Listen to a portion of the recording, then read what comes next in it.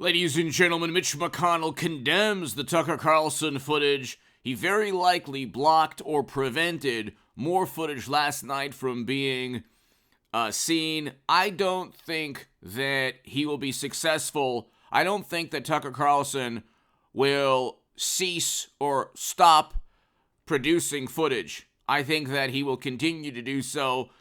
McConnell slams Fox and Tucker Carlson for January portrayal. NPR Vox about an hour ago, Mitch McConnell and Senate Republicans condemned Tucker Carlson's downplaying.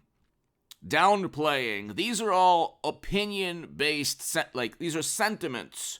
To downplay something is subjective. It is a viewpoint. Democrats downplayed $1 to $2 billion in property damage. I support the cause of why people peacefully demonstrated that summer. But Democrats and media downplayed to the point where there was a building in flames and CNN said, well, fiery but mostly peaceful.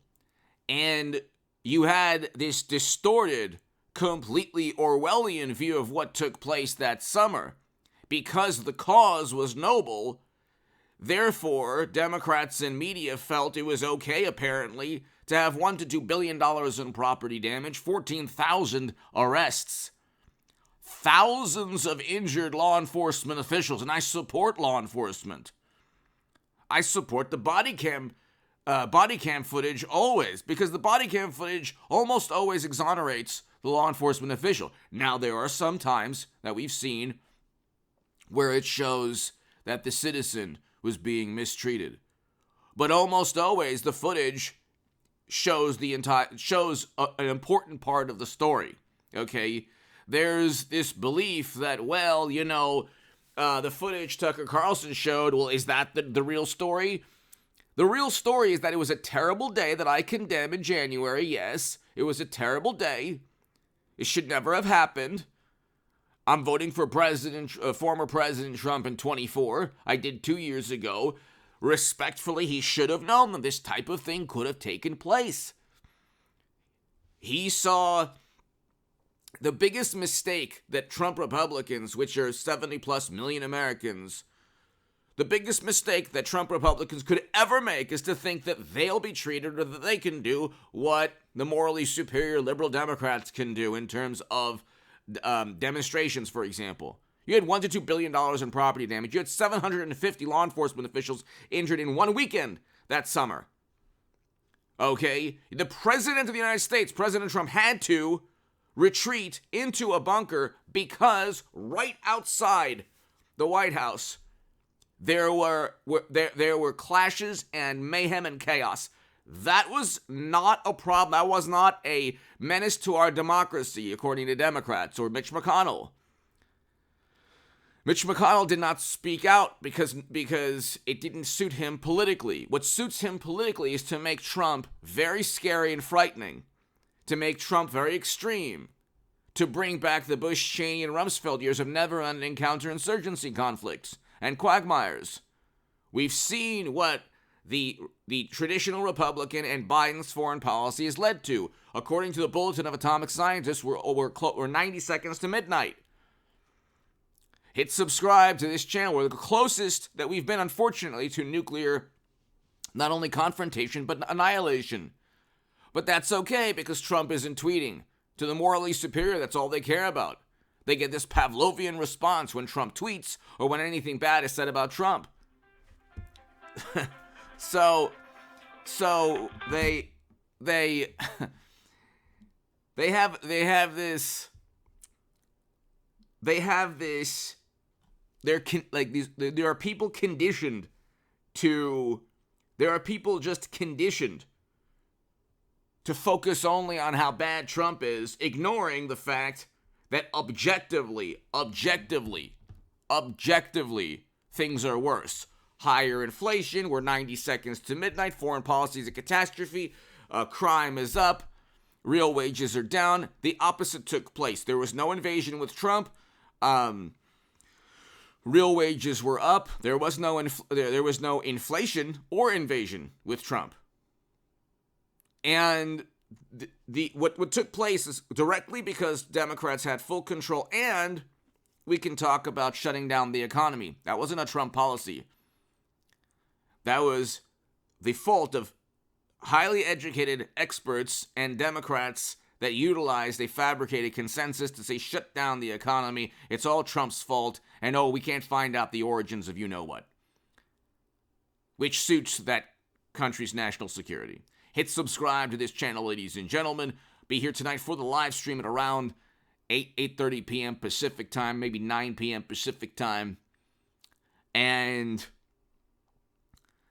it's very important to understand why Mitch McConnell would want a narrative that Trump and Trump's supporters are scary and they're trying to devour democracy.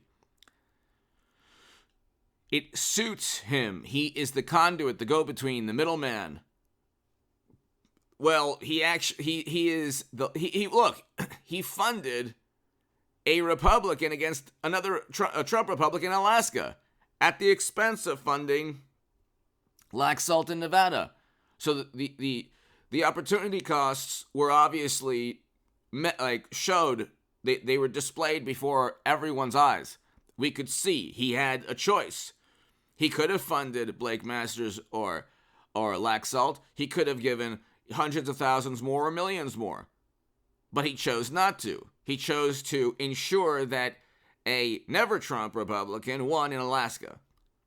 So he doesn't really care about defeating Democrats.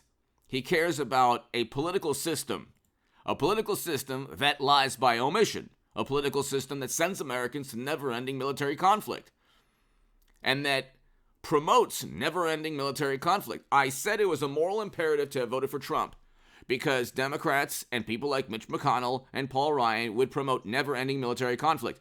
What do we have now?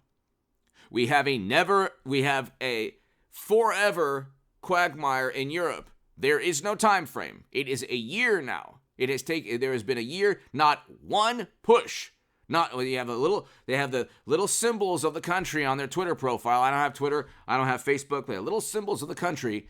And they know, if you ask the average Democrat, well, when do you want to actually push for peace? They say never. They just will never, ever, It's it's unbelievable. It's unbelievable. There's no end to what's taking place.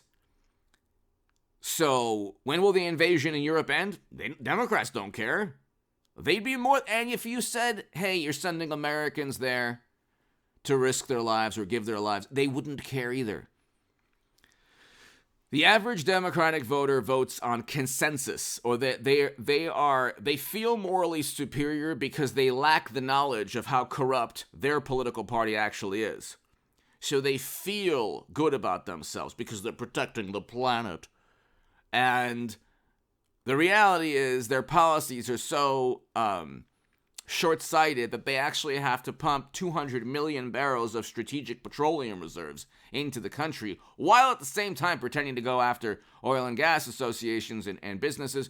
They then get sued by the same oil and gas associations and then have to, like I said, release 200 million barrels of strategic petroleum reserves, because within the lawsuits, 14 states, I believe, in addition to oil and gas associations, sued Biden's administration. Why? Oh, well, because within the lawsuits, they said inflation's going to go up. He knew this. Then they keep talking about the environment and the planet. It's like you don't have the technology yet. But you must listen to the Democratic Party narrative on everything, philosophy on everything. You must adhere. Okay? And they're the ones who they fail upwards. So it doesn't work out. They send 200 million barrels of strategic petroleum reserves into the country, sell it to, by the way, our geopolitical adversaries, and they're never held accountable. But they still preach and pontificate. It's the equivalent of a vegan eating a cheeseburger with a milkshake in front of you saying, you better be a vegan. I mean, the hypocrisy is just unbelievable. But they don't care. It's about political power. It's not about the country. That's why with Trump, he focuses only on the country, not multinational, not alliances, not multilateral multinational organizations, none of this media nonsense. They lie all the time. That's why they want you to be afraid of Trump. That's why they don't want to show you. They don't want to explain why people are just allowed into the building, walking around. They haven't explained that yet. As they call Tucker Carlson a liar. Give me your thoughts below. Hit subscribe to this channel. Be here for the live stream tonight, ladies and gentlemen. Thank you.